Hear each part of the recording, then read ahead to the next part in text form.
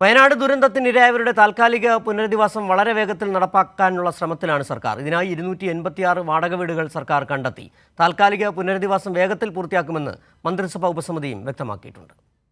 വയനാട് ഉരുൾപൊട്ടൽ ദുരന്തവുമായി ബന്ധപ്പെട്ടുള്ള തിരച്ചിൽ അവസാന ഘട്ടത്തിലേക്ക് എത്തിയ സാഹചര്യത്തിൽ ദുരന്തത്തിനിരയായവരുടെ പുനരധിവാസത്തിനാണ് സർക്കാർ ഇനി മുൻഗണന നൽകുന്നത്.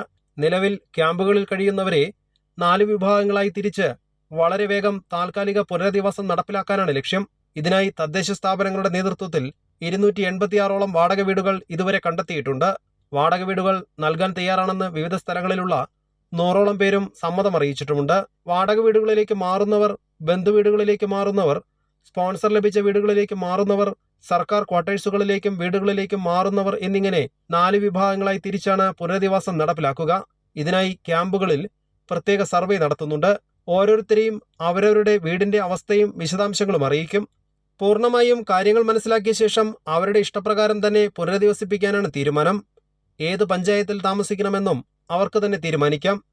എവിടെ താമസിക്കണമെന്നതിന് ആരെയും നിർബന്ധിക്കില്ലെന്ന് മന്ത്രിസഭാ ഉപസമിതിയും വ്യക്തമാക്കിയിട്ടുണ്ട്. തിങ്കളാഴ്ച രാവിലെ മുതൽ ഇതുമായി ബന്ധപ്പെട്ടുള്ള നടപടിക്രമങ്ങളും ആരംഭിച്ചു കഴിഞ്ഞു. കൈരളി ന്യൂസ്, വയനാട്.